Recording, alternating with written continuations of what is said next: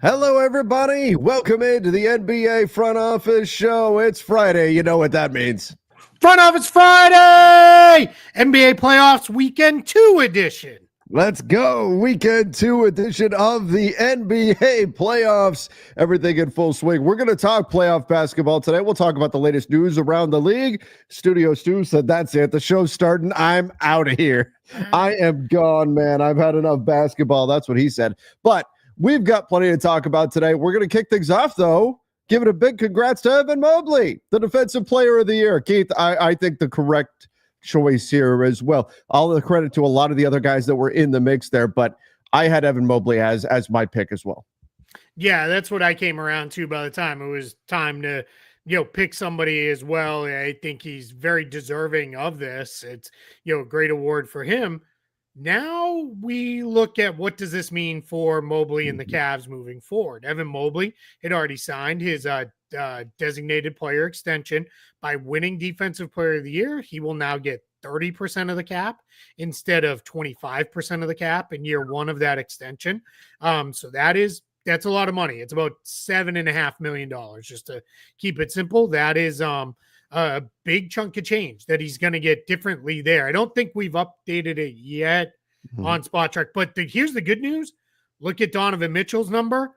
Look at Mobley's number. Mobley's number will now match Mitchell's number in terms of that. But what that means for the Cavs, now with only 11 players on the roster, they project to be about 9.9 million over the second apron, which means all of those restrictions that a second apron team faces, they're going to face that. And that's without Ty Jerome and Sam Merrill, who are both set to be free agents. And with Ty Jerome, why that's crucial, they only have early bird rights on him. So they don't even have full bird rights. So something's going to have to give somewhere for this Cleveland team with a trade or a move or something to free up room. The good news for them, only the Nets have cap space. I'm not exactly sure they're going to be all over a 27, 28-year-old Ty Jerome as the guy they want to throw a bunch of money at this point in their rebuild. So maybe, that'll help Cleveland retain him using early bird rights, but definitely a little bit more to work around for the Cavs than maybe they were expecting. Yeah, I mean, Ty Jerome, I can't imagine them letting him go. He's been huge. I mean, we saw that. What was that, game one? Was that the Ty Jerome game of their series? That he's been fantastic. I can't imagine they would allow him to go. But Keith, effectively what this is going to mean, unless they do make some type of a surprise trade or something like that, and maybe they have the mandate of no matter what, we're going to be below the second tier apron.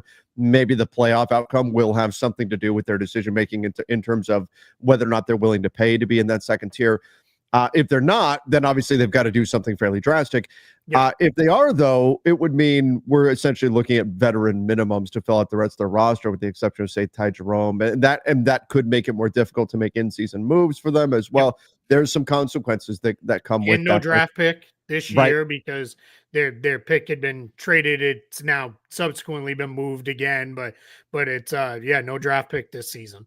So, this is not... It's not the end of the world for the Cavs, and if they go win the whole thing this year, they'll be plenty pleased anyway, right? Yeah. They're not going to. It's not like the Cavs are kicking themselves. Not like they're upset that, hey, we've got the reigning Defensive Player of the Year, but there are some salary cap complications here for them. The guy I would keep an eye on is Isaac Okoro. When everybody is healthy, he's not really in the rotation anymore. Max Strus is ahead of him as a starter. The Cavs invested a decent chunk into acquiring DeAndre Hunter. So having Hunter, Strus, then if you do keep Merrill and Jerome, if you're able to do that, they also have Jalen Tyson, who's a real development guy that they really like there quite a bit. I think we're probably towards the end of Isaac Okoro's run, and at $11 million for next year, very tradable contract that can be absorbed through any number of trade exceptions, as well as the non-taxpayer mid-level. The team wanted to do that, and I've said, I know, Trevor, and people have watched for a while. I like Isaac Okoro. I think he's pretty good. I think he's actually a player who can maybe do a little bit more than he has done with the Cavs to this point. I don't think he's a great fit with this current iteration of the Cavs, which is why he's dropped down in the rotation. But I think somebody might be able to get a pretty decent pick up there with Okoro likely on the cheap. All right, let's get into, because the Friday live show, it is mostly about you guys watching the show, your questions, your comments coming in live. So let's get into some of these. Let's start here. This is just YKB said, I always wondered, where are you guys on your thumbnail? Did you guys used to have a studio? So the podcast network we were on had access to a studio in Las Vegas at the Wynn. And so that thumbnail is from a couple of summer leagues ago. We were in that studio for that show, and it was a lot of fun, Keith. It makes a blast. I miss the days of being in a studio sometimes, and maybe at some point I hope we get to do it again.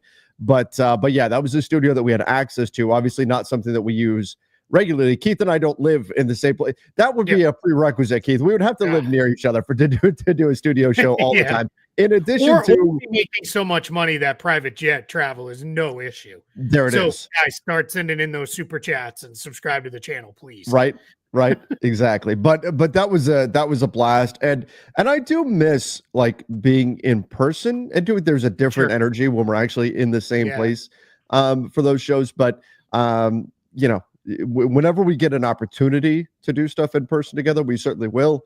But as far as that particular studio, probably won't be in that. The podcast network we're on doesn't even have control of that studio anymore either. So unfortunate, but it was a nice studio. A lot of fun to go. Yeah, it really was. It was a lot of fun. And do you remember we were talking about the Blazers trading Damian Lillard? That's right. And we had all the Trailblazers Summer League teams literally stop because in the hallway of there was the Wynn. At the Wynn. The hallway at the Wynn, they piped out into the hallway what we were talking about.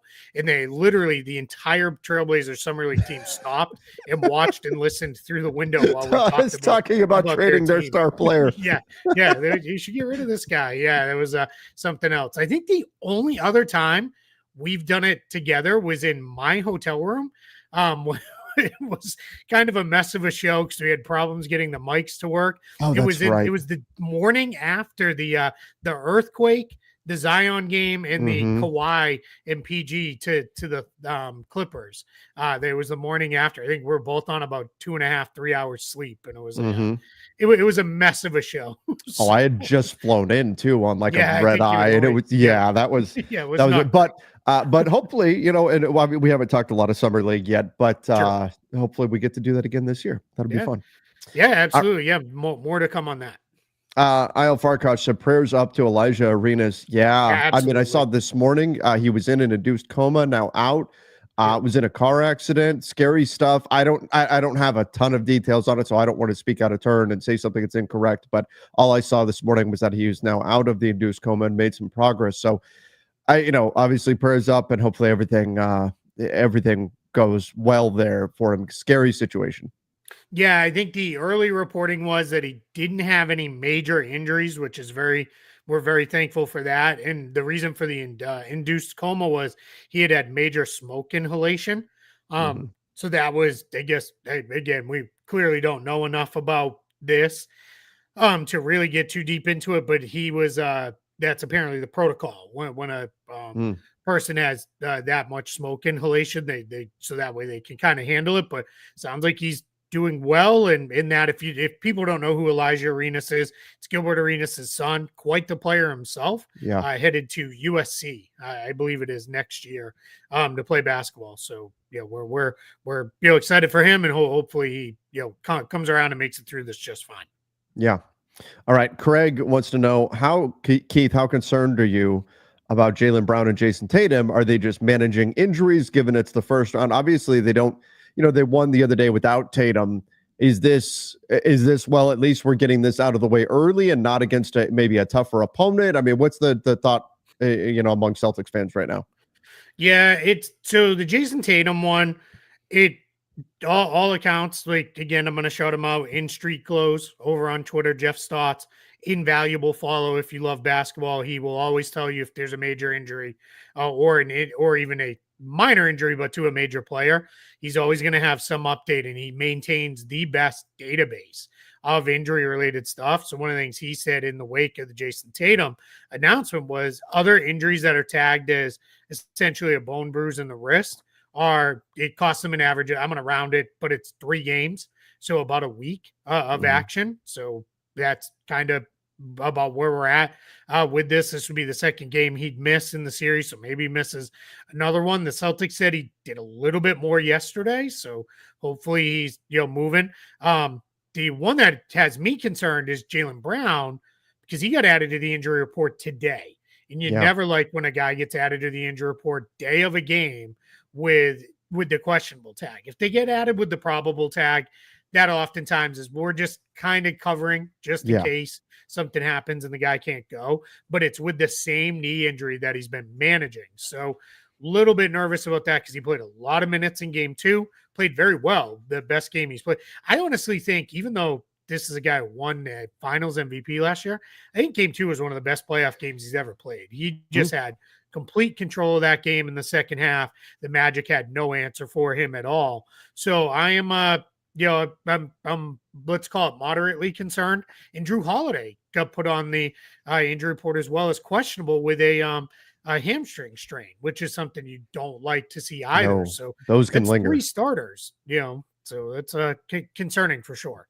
Yeah, absolutely. And it's something you never want to see is guys getting banged up with injuries and things like that, especially come playoff time. Speaking of which, what Jimmy Butler, what are you thinking about Jimmy and that whole situation? Obviously, he fell hard. Fortunately, it looks like a serious injury has been avoided, but his availability for tomorrow night's game against the Rockets very, very much in jeopardy. Although I do think it's interesting that I'm looking at the betting odds right now. Maybe it's just because it's now at home for Golden State, but Golden State, even with this questionable tag here for Jimmy Butler, they're a 2.5-point favorite against Houston here in game 3. But if the Warriors don't have Jimmy, even just for one game, could that swing the series? Yeah, I mean, it absolutely could. I think, we've seen how much he's meant to the Warriors on both ends of the floor, but especially on offense. It just gives them another guy who can take the ball and go create something when there's nothing else there. The game 2, after he went out, the Warriors offense really struggled because Steph is incredible, but when you have defenders as good as the Rockets do and you can gear towards one guy, it hurts. Now, Brandon Pajemski also, he played, but sick. Basically didn't play because he was so sick. Probably shouldn't have played. So that's the another kind of, issue there a little bit for him. So I think that's, something we worry about with that. So, let's see, where that all goes with him. But yeah, it's tough. And, you lose one at home, it kind of, I hate to put it this way, but it kind of undoes winning the one on the road because now you gave home court advantage right back to the Rockets. So it's definitely going to be tough. And Houston's done a pretty good job of turning that into a rock fight. Yeah. Yeah. Houston, they really dig in defensively, obviously played better in game 2. This is easy. When is the draft lottery? It's May 12th. May 12th, the draft lottery will be coming up. They'll televise it on ESPN. Obviously not 2 weeks from Monday. Yeah. So obviously not the actual lottery, but they'll televise the results of the lottery. So we'll see. And then because people are it's all fixed, blah, blah, blah. You can watch the actual lottery. They put it on YouTube most years after the fact anyway. And it is. And then if you ever watch one, you very quickly see why this is just horrendous. It'd be the worst TV product ever. I always think it's funny where whoever it is that's representing you, an exec or GM or whoever that's representing that given team that's in there, it's in the room. It's like you're celebrating, but you're also trying not to go crazy celebrating because you're in a room with your 29 competitors and all of that. I don't know. Yeah. It's always a weird dynamic. Yeah. And it's funny because if it was the Wemby draft or it's this draft, I'd jump up and down on the table. I don't care if everybody else gets mad. I'm running around the room trying to high five everybody. Yeah, exactly. Yeah. Turn to the person next to me. They get a kiss on the mouth, no matter who it is, and I'd be like, "Let's go!" I'd be so fired up. Somebody asked, "Do we make mock drafts?" I will make a mock draft. Eventually, I'll put mine out on the basketball bulletin when it's ready. But I'm gonna wait until the draft order is set. All right, let's go here. Steven Torres wants to know, said, I think the Knicks stopped Detroit's momentum, Knicks in 6. Were you surprised that the Knicks pulled off that game last night. But there were moments, it felt like Detroit was always like right there, but just could never get over the hump and fully get back into that game. Yeah, I'm very I was as critical as I was of Jalen Brunson's performance in game 2 because I thought it was just gross with the foul baiting crap.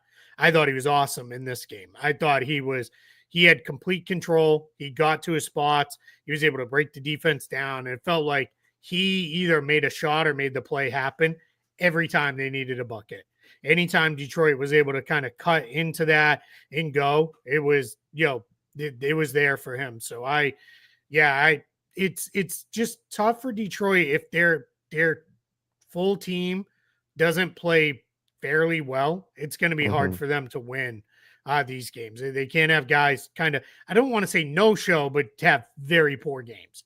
It's just going to be very hard for them to win because they don't have nearly the offensive talent that the Knicks have. Yeah, I mean, it's hard to withstand a 2 for 10 3-point shooting night for Malik Beasley. Missed some wide open looks. Now, you did get 7 for 12 from Tim Hardaway Jr., so that, helped make up for it a bit, but still. And then Tobias Harris was like, ugh.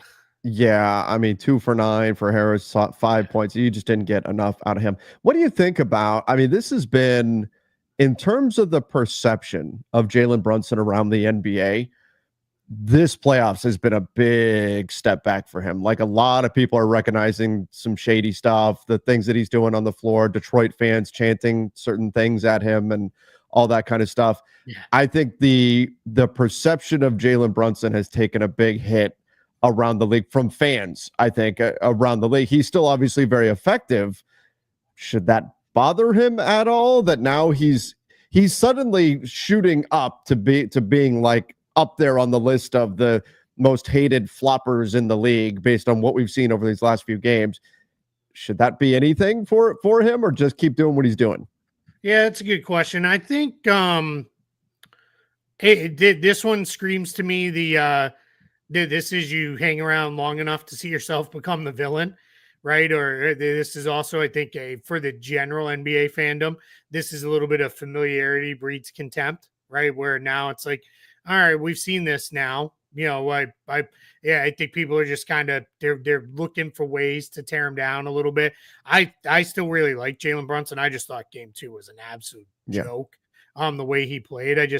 It's one thing to go in looking for contact, looking to draw fouls, but when you're jumping into guys sideways and backwards, like, you're not even playing the game anymore. And that's what had me so disgusted. But yeah, I mean, it's definitely, I think you're right in saying that he's taken a little bit of a hit here, because I think for a little bit there he was kind of becoming the darling.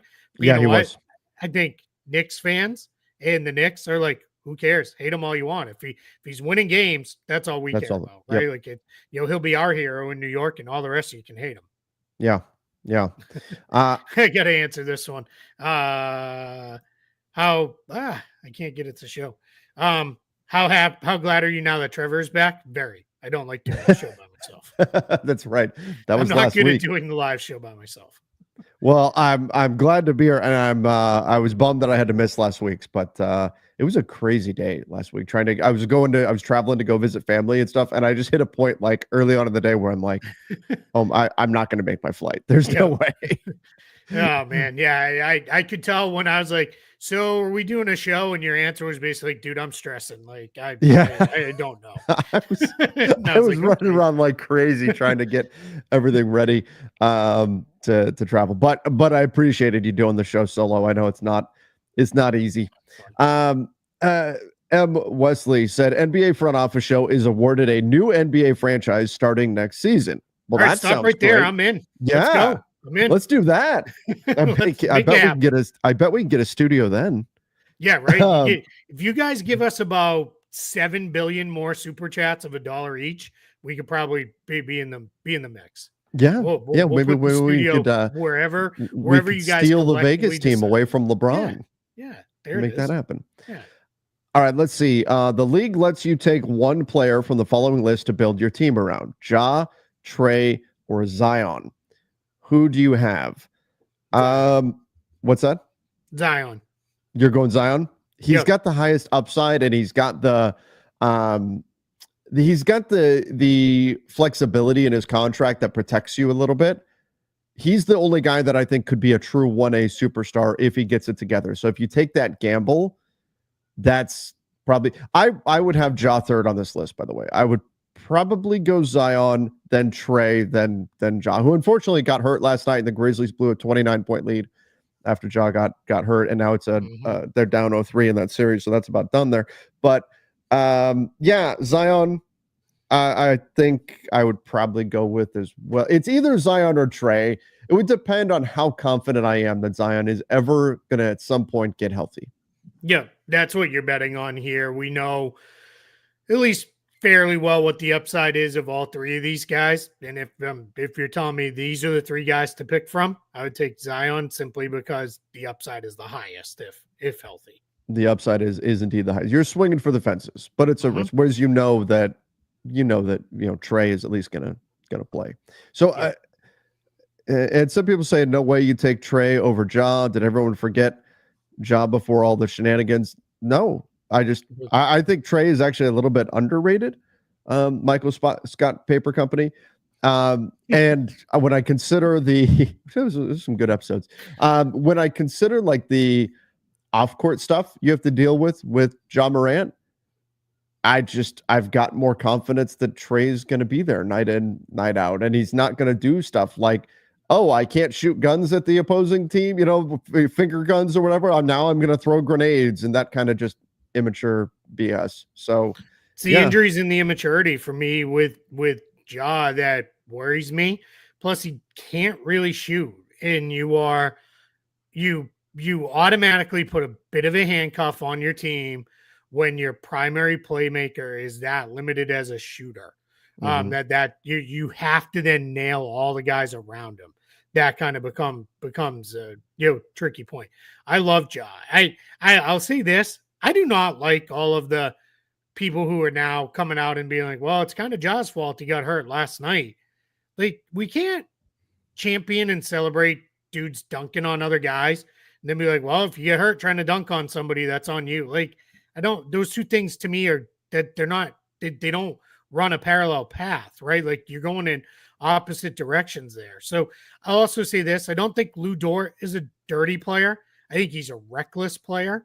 Marcus Smart, Celtics, was a very reckless player. I don't think he was dirty, but I think it's just when you're kind of throwing yourself around a lot and you're doing, some stuff that's, right on the borderline, that guys are going to get hurt occasionally. Sometimes it's even your own teammates, unfortunately.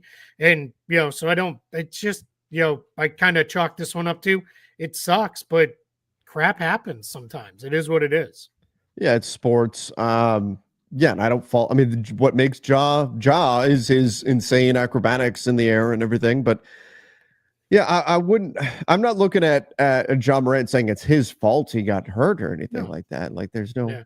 I don't know. Yeah. I'm surprised that that's even a take. Although I guess at this point I shouldn't be surprised at some of the takes that are out there right now. All right, I'll answer this one just because it's on subject. Sky Falcon 5 says, who would you consider dirty, Keith? I would say Draymond Green plays dirty at times. Sure. You don't have all of this stuff in his history. That is, there's a lot of dirty stuff. It's too much for it all to be coincidence or happenstance or whatever, Beyond that, I would say don't know that there's a lot of dirty players left. I think there's two things. One, the league, I think, has done a pretty good job legislating that stuff out. I think players have done a pretty good job handling that stuff. And also, a lot of these guys are so tight with each other that nobody wants to see anybody get hurt. And some of the guys who aren't even tight, they're not going to go out there looking to hurt somebody because they don't want it to come back on them or their team. With that, Grayson Allen, I would say that's probably sure. Zaza Pachulia. Zaza had the dirty play, but I mean, if we're going in the past, like all of the Pistons from the 80s, minus Joe Dumars and Isaiah Thomas, I would. Today's game, there's just not a lot, but Grayson Allen again. We have a long history of him tripping guys, like not okay. So no. All right. Christian wants to know, if you're the GM of Memphis, what's your move in the offseason? Because this team is not it, in my opinion. Change needs to happen, right? Yeah, I think, Keith, and you can tell me what you think, but I'm of the mindset that looking at how much they're spending on their their big three and how much you're going to have to spend on Jaren Jackson Jr. I think you have three guys who are, you're hoping you would have one guy be top 10 or top 15 at worst, and then a couple other guys that are top 30, and they just don't have that. Instead, I think you've got three guys that are top 30, top 40. You don't have that true guy that's a 1A. They're just not quite good enough to be a three that you build around. So I think Memphis has to very seriously look at breaking up the Morant, Bane, Jaren Jackson Jr. trio and see what they can get to kind of shake up this roster. Yeah, I'm with you for the most part there. And for me, I said this on Twitter this morning, and some Grizzly fans didn't really like it, where I said, I think this version of the Grizzlies is done. We've gone as far as we're going to go with this. I got some of the new sorry, I was reading a comment, not new. I got some of the replies were people coming back and saying, hey, the Celtics didn't break up their team. But the Celtics, while guys were on rookie scale contracts, went to multiple conference finals and an NBA finals. Like they went to far higher heights than this Grizzlies team had. So it's kind of apples and oranges, where this team is now. We've already got guys on second contracts. Jaren Jackson Jr. is about to go into a third, and they've never even, I don't think, made it out of the first round as a group. So that's the issue. We don't have a thing. And I think in the West, you can't rely on, well, if we just pop the right way, we're gonna push through, because there's just too many other good teams. You have to have the guys. Now that is very, very different than saying blow it up. Blow it up to me means you're starting all over. You're saying this is not it. We're bottoming out. We are going to start completely over. I don't think they do that at all. I think you explore the trade market. You at least let it be known, hey, if you're going to make a call on Ja, you're going to make a call on Desmond Bane, make a call on Triple J, we're going to listen. But we're not necessarily going to absolutely 100% move one of these guys. We're just at least going to see what's out there. And if they run it back to some extent, okay. I just don't know that you can expect a whole lot better than where they were, this year. Yeah, exactly. This is, I just think you have to change something here. It's not been the season that you wanted. Obviously, injuries hit Memphis last year, and there's been some stuff this year, but they're just not quite the level that you'd want in order to like fully commit and lock into this group. Now, that said, if there's not a good offer out there for Bane, or not a good offer, and I think Bane would probably be the most likely to get traded. If there's not a good offer for those guys, okay, maybe you can afford to be a little bit patient because they've got multiple years on their deal. You could go into the season, try to see what's what from there, hope Brandon Clark gets healthy and everything. But there's just something missing from this group. And I think part of it too is we're seeing the effect in Memphis. We're seeing the effect of the Marcus Smart disaster that's impacting them. I mean, that was a huge swing. And it didn't make sense at the time when they did it. And in hindsight, it really doesn't make sense now that they've made that move. And now they had to give up assets to get Marcus Smart off their team. That was a big miss, and I think they're still paying the price for that too. So when you look at this roster, you're like, man, it feels like they're missing at least a player or two. Yeah, they thought they were getting that guy. It didn't work out, and now you're kind of left with what you're left with. Yeah, it's I mean, I don't have a whole lot to add to that, except I would say maybe Ja is the one who goes instead of Desmond Bane. What's Ja's market? If they do say, okay, all right, quietly, we're going to listen on Ja, what's the market? What teams are calling the Grizz for Ja Morant? I think Orlando should make a call, at least, right? It's not going to solve the shooting issue. I was going to say, because they need more non-shooters? No, but you need a point guard. You need somebody who can break, just somebody who can make life easier on those guys. I mean, San Antonio, we all love what Chris Paul did for them. They still don't have a long-term point guard unless they're really certain Stephon Castle's going to be an on-ball primary playmaker, and I don't know that that's how they see him, and that's okay. Like, that's not a criticism. He's a, going to be a second-year guard, so we'll see with that. So yeah, I think you at least listen. I do agree with you though. I think Desmond Bane is the most easily plug-and-play guy because he pretty much fits anywhere in the league. Because it's like, a wing who can shoot and defend, great, let's go. Guys, you know what? Great call. I'm a moron. I was going to say, we're holy missing crap, I forgot Fox. all about that. I don't know where my brain went. completely forgot. Yeah, so scrub all that stupidity. De'Aaron Fox is in San Antonio. I completely forgot that happened. I was scrolling down, looking at the next question, and I was like, "Did Keith just say what I thought that he did? Did he just say Sabonis Cavs?" I'm like, "What about he was Fox? there for like a week and then missed the rest of the season." So that's my bad. That's my fault. The Heat. Who he play for? Another team. Yeah. Who he play for? Yeah. That's really bad. It's funny because if you asked me who does De'Aaron Fox play for, I would have known. I just did not have the Spurs depth chart in my head. I'm ashamed and embarrassed. I've failed on this one. It's okay. We will Heat forgive are you. another team that doesn't have like a pure point guard, right? Sure. Like Tyler Hero's been doing a lot of the on-ball stuff. So, and if they were like, yeah, we can get him here, and that could be one where too, get him here in the, I think the Heat culture stuff is, propaganda, but I think like they do have a good infrastructure. Like get him there. You probably knock off a lot of the other stuff and just go there. No, yeah. Thanks for calling it out in the chat. That was really bad by me. Yes. Much appreciated. Much appreciated, everybody. All right. Let's go. Let's see. They would trade Jaren Jackson. Wouldn't they trade Jaren Jackson Jr. first before they have to re-sign him?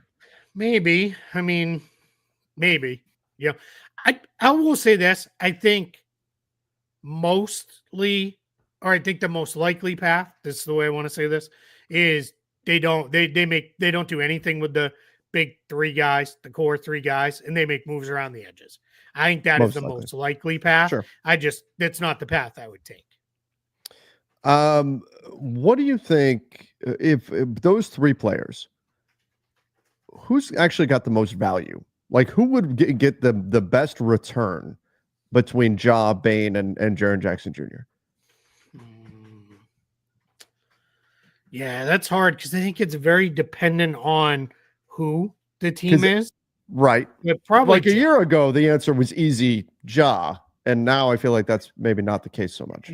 I think it's probably still him, but definitely not by as wide of a margin as it was before. Yeah. Jaren Jackson Jr. not getting Defensive Player of the Year saves them some money, though, right? I mean, maybe it saves them money in the initial time but he's still got a year left. What it makes it very unlikely now is I don't think we're going to see an extension for him because if he had won DPOY, he would have went out and signed the designated player extension because he would have been eligible for it, and that would have put a bunch of extra money on the books in 26, 27. Now that you delay that a year and we kind of go from there. Here's a good question because I know you wrote all about this, Keith. The Beal buyout question. Is there a percentage limit relative to the cap on how much a team can spend on buyouts? And I'll pull up the cap sheet while you start on that. Yeah, it's not on buyouts and it's not on waived money. But one of the things that was kind of floated out there with Bradley Beal is maybe the best thing for the Suns would be to just waive and stretch him. You can only have, or let me rephrase this and say it in a better way. Your amount of waived and stretched dead money on your books cannot total more than 15% of the salary cap. Because if you scroll this page you're on down just a little bit till you get to the dead money, keep going. There it is. Because Nasir Little and EJ Liddell are already on the books for like $3.8 million in dead money, putting Beal on top of that would be more than 15% of the salary cap. So they cannot waive and stretch him as it is. If they just did a straight buyout or a straight waiver, absolutely could do that. You won't do that though, because you don't need to do that. And he's certainly not going to give back enough in a buyout to make it reasonable. You would rather, even with the challenges of the no trade clause, have his $50 million on the books to use as a potential trade chip if you can find a workable trade, than just have it sitting as dead money. It's always important to remember a bad contract can be traded. A dead contract cannot. Right. Once it converts to dead money, that's it. You got to ride it out. But a bad contract, you can still trade. So I don't expect a lot of teams to be, jumping for joy at the idea of trading for Bradley Beal, but yeah, at least it opens up the possibility of doing so. And meantime, Keith, like we said on the show yesterday, maybe you just, you put a bunch of scorpions in Bradley Beal's locker and stuff like that. Just make things a little uncomfortable on him. Yeah, you said the Arizona. I did say that's right. That's right. You know, when you get one of those, they're called haboobs, but the giant dust storms that we get out there in Arizona. Yeah, I mean, just you push them outside, you shut the door for a little bit, make it uncomfortable on Bradley Beal for Put the to be there, windows and down in his car. then suddenly he'll say, "Okay, I'll waive my no trade." Yeah, put his car windows down when one of those rolls through and it gets Oh all dirty God. inside. Yeah, take the. Yeah. I don't know if you guys know if you ever been to Arizona, but during the summer, like when it's July and it's 115 or something like that in Phoenix, you go someplace, you go to a store or whatever. If there's metal door handles, they actually put like oven mitt looking things on the door handles because they'll burn you. Like that's how hot it gets. So you roll down the windows of a car, something like that. Woo, those seats are gonna get hot. The steering wheel gets hot. Yeah, you can make life a little uncomfortable on Bradley Beal if you really wanted to. If you really wanted to. Man, we're being awfully mean to We're Bradley being Beal. mean to Bradley Beal here. I think we can just put him on the bench and maybe not play him. Just tell him to stay home. There you go. But yeah. There you go. I do want to pull this one. Deceased players still count against cap? No, they've changed that rule. That's not a thing anymore. Now, if a player is no longer able, what happens is if they're deceased, there's a process where that can be wiped immediately off the cap. If it's a career-ending injury, we obviously know it's a year from the time with that. So, yeah, but that has changed in the last almost 20 years, I think. So several years ago with that. Let's go with well, I mean, I guess there's this question. Why is the NBA salary cap system so complex? Because they want to keep us employed. That's why, and give us stuff to break down. Sure. Is it just the owners Appreciate being that. cheap, not wanting to overspend to compete? Like what? Why is the NBA salary cap system like? I mean, there's times, obviously, Keith, you know everything about the cap.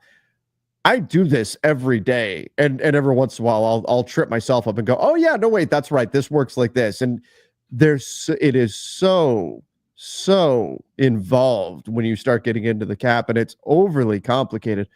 Why? Yeah, I think part of it is it's a big chunk of it is the NBA operates under a soft cap.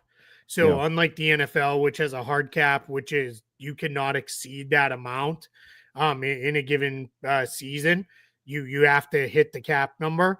The NBA is a soft cap, so that when you have any exceptions to this, for these, it's 50 reasons you can exceed the salary cap.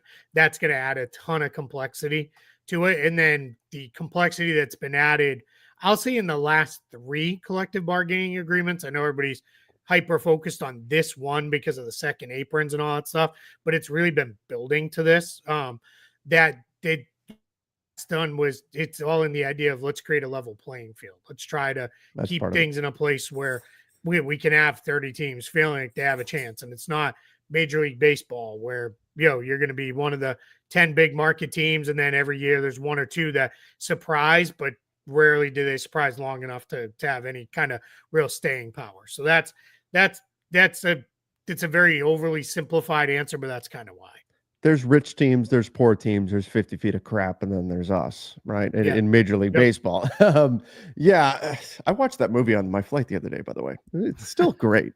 Still great. I love it. I mean, the tone used in that movie, and I'm not a big like cinema guy or whatever like that, but the tone they used in that movie was so good. Reminded me of The Social Network a bit. The way just the tone of the movie was so on point. Yeah, I love that. I mean, right up my alley. You make a movie about a front office, like the basic. I mean, I did catch some of Draft Day yesterday. Only a little bit because it was like it was like halfway through when the Pistons Knicks tipped off, and I was like, all right, I'm gonna watch the basketball game over this. But yeah, I mean, I'll watch all of that. Like, I'll watch all of that stuff. We need an NBA version of that. Yeah, 100%. We do. They did that Hard Knocks off season, which was the New York Giants, and then it went so like poorly that they're like never again, and every team was like, we will not do this. I would pay an absurd amount of money to get a Hard Knocks NBA version. It would not be as interesting just if it was the training camp, because NBA training camps are there's no real drama with cutting guys and this stuff that Mhm. goes on there. But if it was a Hard Knocks off-season NBA version, Oh, they yeah. actually got real access. It was so cool that the Suns released those videos about doing the draft day stuff that they did last Mhm. year. Like I mean, that's obviously made for me, so I'd watch 20 hours of that without even thinking about it. Well, and when you look at that Hard Knocks, part of that was they were wrestling with the very difficult decision of what they were going to do with Saquon Barkley. And then it was the pain of not only they let him go, but he went to the Eagles, right? And then he won, right, with the Eagles. And obviously Yeah. that didn't get shown in Hard Knocks, but yeah, there was all of that, and so there was a lot of frustration that was built into that Hard Knocks. Then they did a midseason Hard Knocks too, but I didn't watch that one. Yeah, I forget who was on.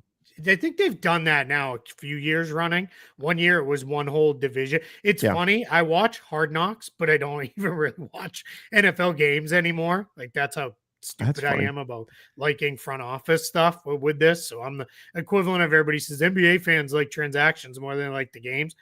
Me with football, yes, here we are. But yeah, it's it's kind of funny. An NBA one would be great, but I do think there's the cautionary tale out there of the Kings draft night from God, what was it, over a decade ago? The Knicks Stauskas draft, where they showed the behind the scenes analysis of that and how they were.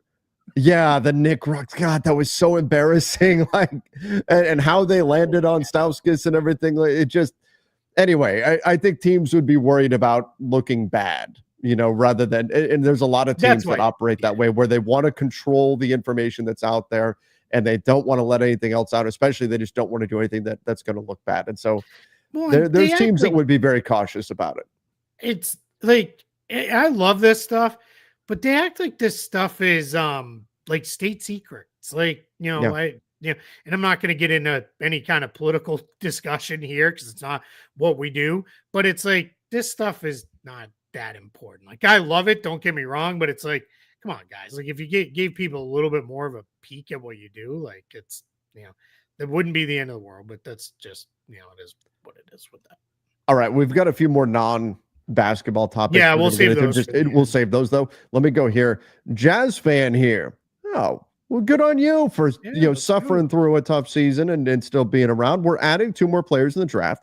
So we're trying to move John Collins. And Collins, no one wants John Collins, Keith. He's constantly on the trade block. Why? Do any teams need or want those guys, or are we trying to salary dump? I can't imagine they'd be salary dumping. Yeah, exactly. They won't salary dump because it doesn't make sense. No. Because they are like a salary dump means you're giving them away while paying a team to take them on. Yeah. If you're the Jazz, that doesn't make sense. That'd be a horrible use of your draft capital. So you keep them and you just kind of, either let it play out, let them become expiring contracts next year, and you move in with whatever draft picks you get plus marketing and your other rookie scale guys and a ton of cap space. That would be the direction you go over. Salary dumping them. So when we look at Colin Sexton, though, extension eligible, we can see here on Spot Track, should the Jazz have any interest in doing that, or would they rather just keep him as an expiring $19 million and potentially a trade chip during the season here? Yeah, I think you just keep him. I don't think you need to go into a place where you extend him. I think you just let it play out, and then let's say they get Cooper Flag, and now they turn into this year's Pistons, right? Where they're in the mix for a playoff spot, and they're playing really, really well, which is not unbelievable. They were there the last 2 seasons prior to this just most recent season before they pulled the plug. So I think you could definitely do that, and then then maybe you consider keeping Sexton after that, but I would not extend him right now, just because you don't even know where you're going as a franchise yet. You got to see what happens on May 12th in that draft lottery, and then maybe you'll have a little bit more of a sense of what's what. Yeah. Johnny Test wants to know, could the Blazers make a play for Sabonis? Boy, wouldn't that just be poetic to see Sabonis in a Blazers jersey again? And if yes, would it be worth it? Of course, I'm referencing his dad, Arvydas Sabonis, but would it be worth it? Could the Blazers go after Sabonis? Is that, I guess it depends on who you're moving, because you've got Donovan Clingan, you've got DeAndre Ayton. Like, are you going to move on from some of these guys? You've got Robert Williams. What's that going to look like? And then long term, is Sabonis the guy that you want to build your foundation upon, or part of your foundation upon? And that's the question if you're the Blazers. Yeah. And I like Sabonis a lot, but I don't know if he's that piece for Portland, especially given the bigs they've already got on the roster. Yeah, that's the issue, right? It would have to involve at a minimum DeAndre Ayton moving. And you probably would have to give up Donovan Clingan in a deal to get him, I think. So that would be the tricky part there. So I think your issue if you're Portland is, all right, so what's your plan then moving forward? A team led by Sabonis, Shaedon Sharpe, and Scoot Henderson. And how far is that going? Denny Avdija in there as well. Yeah, where are you going with that? Your defense isn't going to be very good. Like, you're probably going to be really, really bad defensive team. So you'd have to win a lot of games with your offense. So that part I'm a little less sketchy on. And I like Sabonis, but I just don't know if this is the right fit for him and for the team. Yeah. All right. Keith, you already kind of mentioned this off the top, but how questionable is Jaylen Brown being questionable? Yeah, because he was added today. That tells me that it's a real thing. That's never a good sign when a player is added same day to the injury report. All right, let's go here. Hi, Keith, Trev. If a player is suspended for 20 games due to an in-game brawl, can they still be with the team for practice and be on the bench? Is it the same way for coaches? Can they coach the team in practices? Yeah, what does that look like for, obviously for in-game, you're suspended, but in a practice session, you're still there. You can still go to the facility and work out. Can you still participate in practice? Yeah, so I know this was specifically called out as an in-game brawl, and we'd have to 20 games would be a pretty excess. I mean, we're talking Malice at the Palace, type stuff there. And there's levels to this. If it was something that was that long of a suspension, that's probably also going to come with you cannot be around the team. Yeah. With that, if it's like if a player gets suspended for a game or even a few games, they can be around the team. They cannot be in the arena. I think it's don't hold me to this all the way, but I think it's either 2 or 4 hours ahead of tip off. They have to then vacate the arena, so they can't watch from a box. They can't watch from the locker room. They have to actually leave, not be there completely from there. So that would be a big one with that one. Then I think with the coaches, it would be the same. Like, what did they get suspended that long for? But yeah, generally you could still be around the team with that. This is great, but I apologize. I think it's Bayou says what Ja was with the team, but that was a different thing. And the NBA called that out specifically because they said they did not believe what was best for him was to remove him from the team environment. They wanted him around the team to continue to kind of have that support system around him. So that part was a little bit different. But yeah, that's kind of where we go, with these things, where it becomes it depends on what the suspension is for, and in that whether or not you can be there for practice and the like. But generally, the answer is yes, you can still practice. You just can't be in the building for games. And Stu, the studio cat, checking in here. Coming in to say hi. Like, no more yelling. So no more. Yeah, he's like, I don't know why. Suddenly, that's his thing. Like, whether it's Lakers Nation, whether it's here, whether it's Basketball Bulletin, if he's hanging out and I start a show, he's like, I'm out. I'm gone. Yep. I'm gone. Sometimes he'll come back, but most of the time he's like, yeah, that's it. I'm out. As soon as I start talking, he's tired of me. Yeah, I mean, it happens to everybody but me on Fridays because I don't know. All right, we've got a couple of comments here that are a little bit off basketball topics. I want to do before we get into those, I just wanted to do a little just a couple that I flagged because they were draft related. And that is also we got to do our spin. So that's right. I'll get that queued up. That pulled up. I don't know what this meant, but what about Cooper Flagg, Ace Bailey, and Trey Jackson? I think he meant Trey Johnson. But yeah, I mean, 3 probably top 5, 6 guys. I mean, Flagg's obviously number 1. Bailey is 3 on my board. Dylan Harper in between, and I've got Trey Johnson right now 6th. on my board, but that's quibbling a little bit between him and Kasparis Yakushonis. So we'll see with that one. But yeah, I mean, really good players. Like they don't have a whole lot to add to it beyond that. What was one of the other ones I flagged? Oh, this one was, you guys have probably said this before, but when did you guys first meet? Oh, yeah. I think the first time we met in person was at a dinner at Summer League. It was and that was probably 2018, 2017, maybe. Yeah, it's either 17 or 18. Could have even been 2016, I guess. It wasn't probably 2017. Yeah, I think it was 17 or 18. Yeah. Yeah. Yeah, it was a weird. There was a. I don't know all the details of why it didn't happen, but there was like a potential merging of a bunch of different podcasts networks coming together was a plan, and it ended up being it was a funny dinner because it ended up being literally one side of the table was a bunch of people who covered the Celtics, and the other side was a bunch of people who covered the Lakers. But we had a great night. We had a lot of fun. It was 2017. It was Lonzo Ball's rookie summer. You're right. You're right. Yes, yes, because it was the night. The dinner was the night after the Celtics and Lakers played.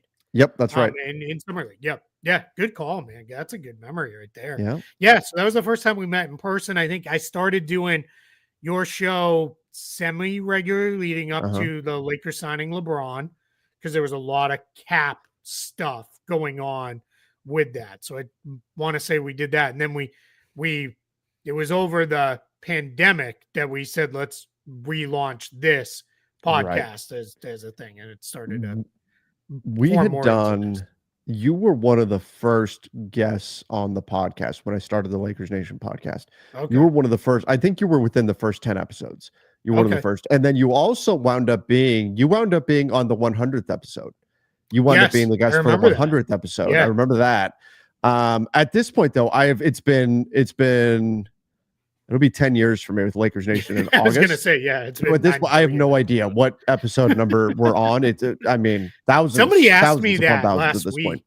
I didn't pull it up because I could never begin to answer, but they were like, what episode of this is it? And I was like, I don't even know. Yeah. I really don't remember. Somebody hit us, like it was a while back, with like, hey guys, you guys have like, I think we had hit like 700 episodes or something like that. But we generally go like 5-ish days a week. So, maybe it's 500 episodes. I don't know.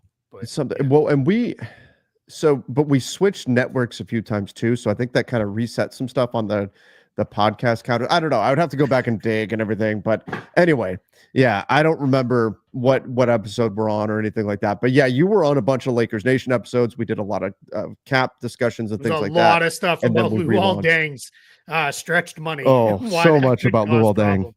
Yes. So much on Luol Deng. Yeah, I think we talked Luol Deng as much on those episodes as we've talked John Collins trade rumors. I'll never forget. I scheduled a tweet.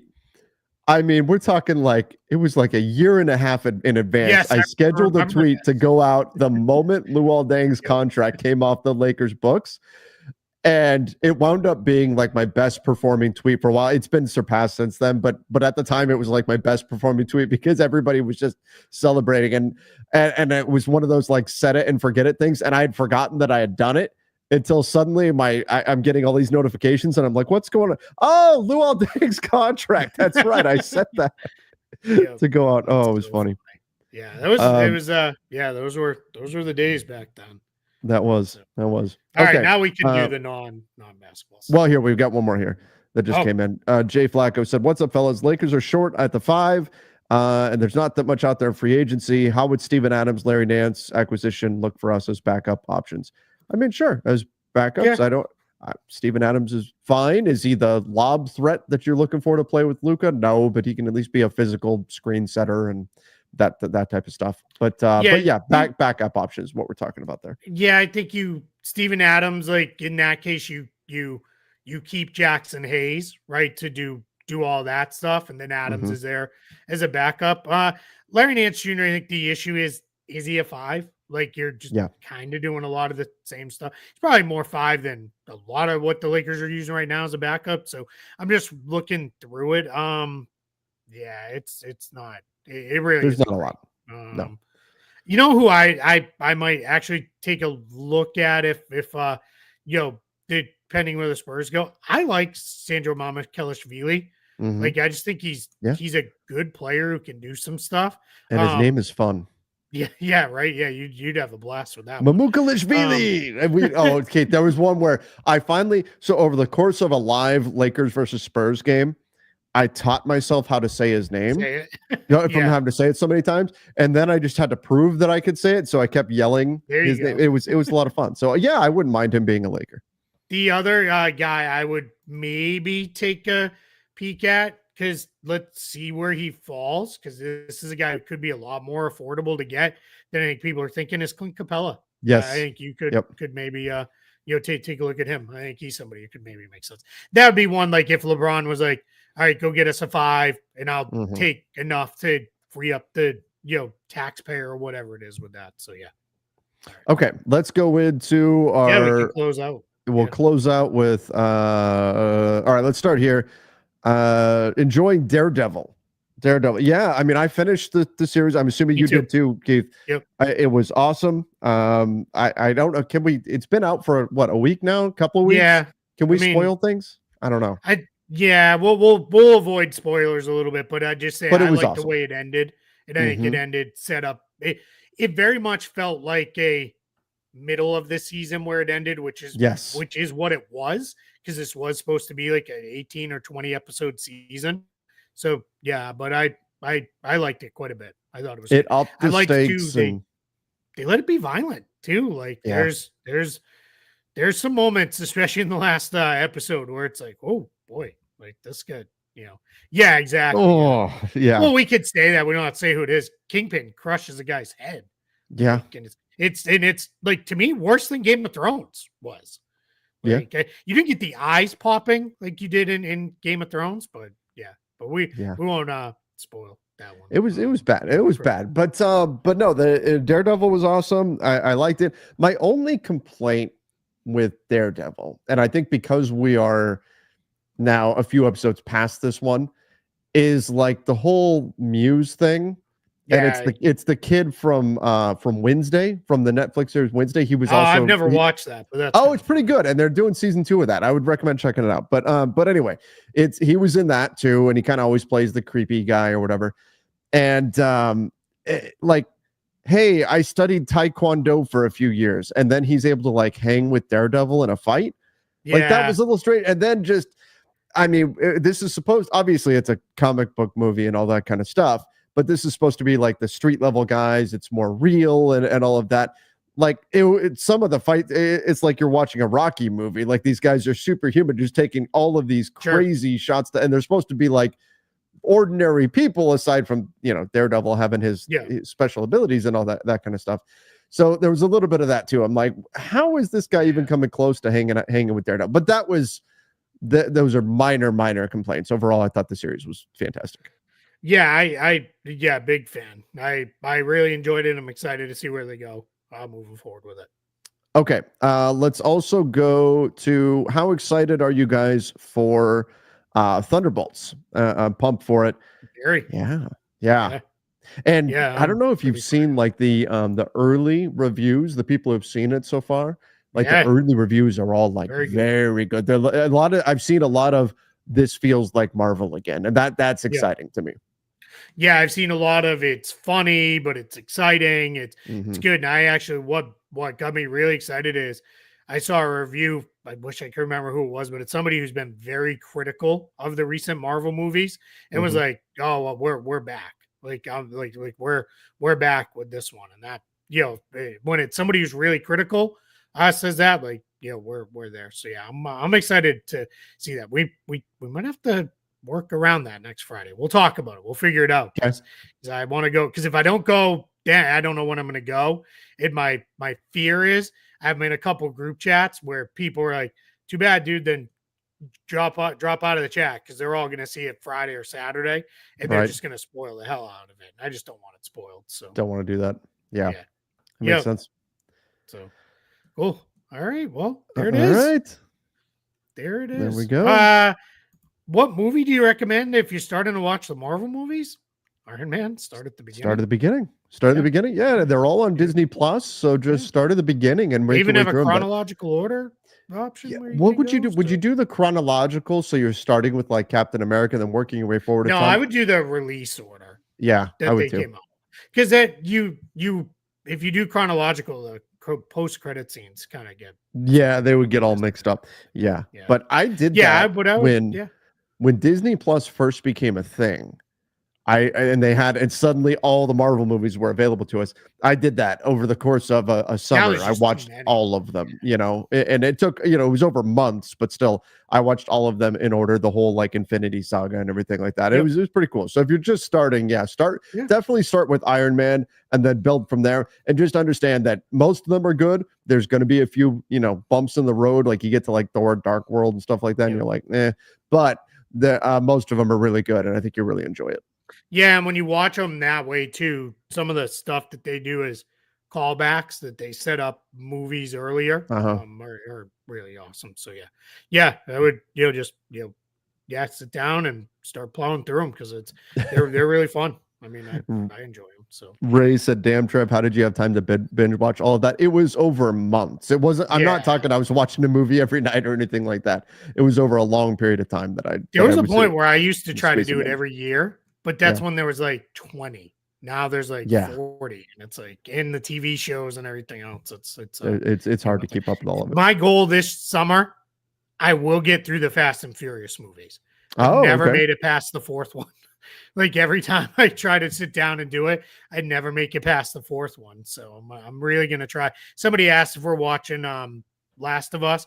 I will watch it. I haven't watched the second season yet. That one I watch with my daughter. She really likes it. So we just haven't had time. So we'll probably check in on that at some point. I have not watched that one yet. I've not watched that one. Yeah, first season I really enjoyed quite a bit. So we'll see from there. But yeah. All right. Well, everybody, thank you so much for coming in and joining the show. This was indeed a fun Front Office Friday. Appreciate all of you. We've got an exciting weekend of NBA basketball, and unless something crazy happens over the weekend, we'll be back on Monday. So make sure you do subscribe to the channel. Follow us over on Apple Podcasts, Spotify, wherever you listen to podcasts. Till next time, see ya and stay safe.